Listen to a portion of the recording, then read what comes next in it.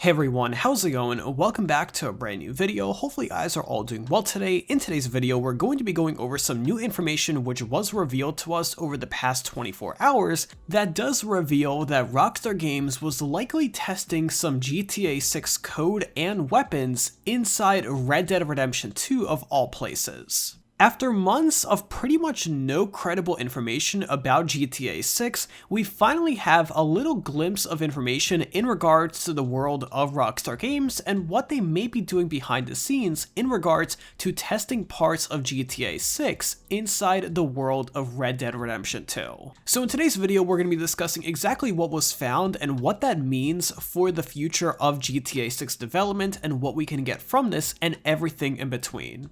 So we got a ton of really awesome, interesting, and also very detailed information to discuss today, so we're going to be getting into that in just a quick minute here. But first off, if you haven't already, be sure to drop a like rating on this video to show your support, as well as subscribe down below for more daily videos just like this.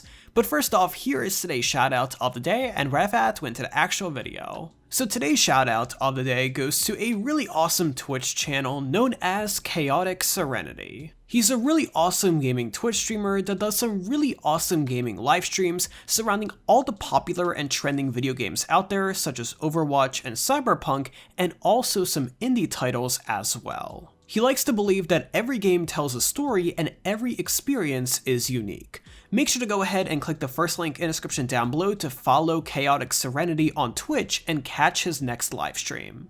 But with that being said, and without further ado, let's go ahead and jump right into this video. So yesterday on Reddit, there was a post submitted to the GTA 6 subreddit that instantly started gaining traction. And this post suggested that this person was looking through the files of Red Dead Redemption 2, and inside the latest update of the game, they were able to find unique code sources that are not part of Red Dead Redemption 2 and are definitely part of some type of other game, and I'm going to explain why right now. Now, these files were found inside the latest version of Red Dead Redemption 2, and since the game is out on PC, people are able to more easily access the files of the game and kind of snoop through them, and it is very common knowledge for developers to leave bits and pieces of code accidentally inside games because they are so complicated, there are so many moving parts. So this person was able to go through the code of the latest Red Dead Redemption 2 update, and they were able to find a number of files that are associated with a number of weapons that are likely inside the game.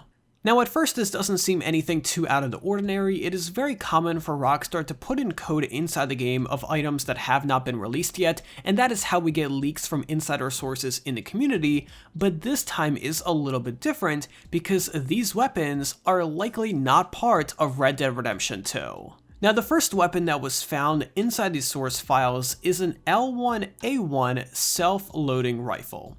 Now, this was a weapon that was produced a while ago, back in the years of 1954 to 1999, and as we know, Red Dead Redemption 2 took place way before that in 1899. Now, if you played through the story of Red Dead Redemption 2, you would know that Rockstar went out of their way to do a ton of research and analysis into the 1800s and the Industrial Revolution in America, and they really made sure that the game was as realistic as possible, and the weapons were definitely a big part of that.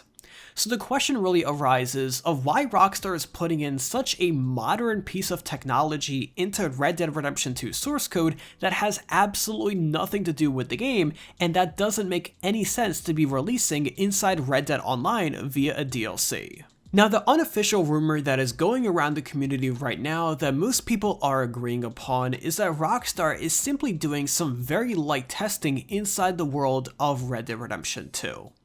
Now, you may be asking, why are they testing inside Red Dead Redemption 2 and not GTA 5 or even a version of GTA 6? And there are a number of answers to that. First and foremost, the reason they are not testing inside GTA 5 is that GTA 5 is built on legacy hardware and software. The game was developed for the PS3 and Xbox 360. It is also using an old version of Rockstar's game engine known as Rage, which stands for Rockstar Advanced Game Engine, that has already been updated for Red Dead Redemption 2 and likely is being worked on a new version for GTA 6. So GTA 5 is simply out of the question because the game engines are not compatible with each other. The reason they are likely not testing inside a beta version or even an alpha version of GTA 6 is that it is very quite possible that the world is simply not done yet, and there really isn't anything to test because they are simply too early in development to tell. There has to be another reason other than that. Those are the community reasons that are floating around at the moment. Again, these are unofficial rumors, but it is something to think about and definitely quite mind-boggling.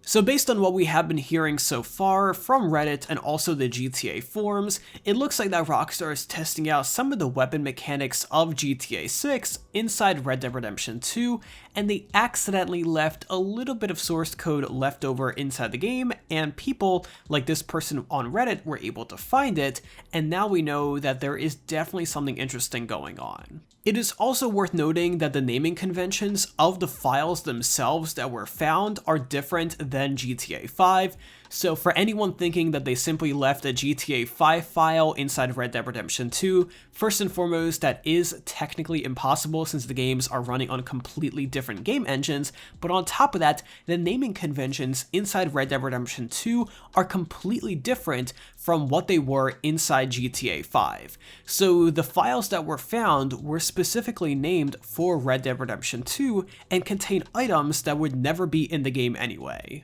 Now, unfortunately, the person wasn't able to get a visual of what these weapons or files look like inside a visual format.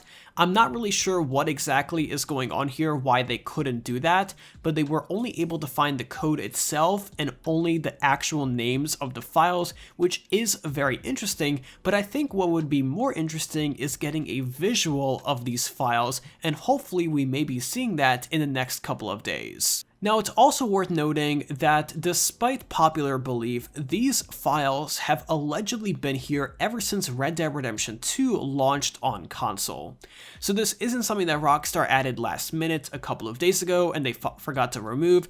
This is something that we only discovered a couple of days ago, but allegedly has been here ever since the initial release of Red Dead Redemption 2 on the consoles a while ago. There's also a number of other weapons that are noted inside the Reddit post that are obviously not part of Red Dead Redemption 2 that were made way later after the game took place, but were inside the source code anyways, so it really begs the question, why exactly are they there in the first place? Why are they named in the naming conventions of Red Dead Redemption 2? And if this has anything to do with Rockstar testing GTA 6.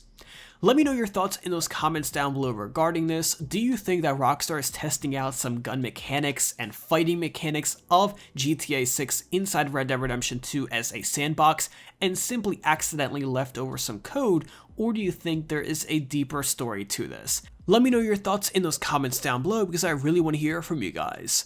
But either way, that is pretty much going to wrap it up for today's video. If you enjoyed watching, let me know by dropping a like rating, and also don't forget to subscribe down below with those notifications on so you're always notified whenever I upload a brand new video. Thank you again for tuning in today, I really do appreciate it, and I'll see you tomorrow with another video just like this. But until then, have an awesome day, and I'll be sure to talk to you guys then.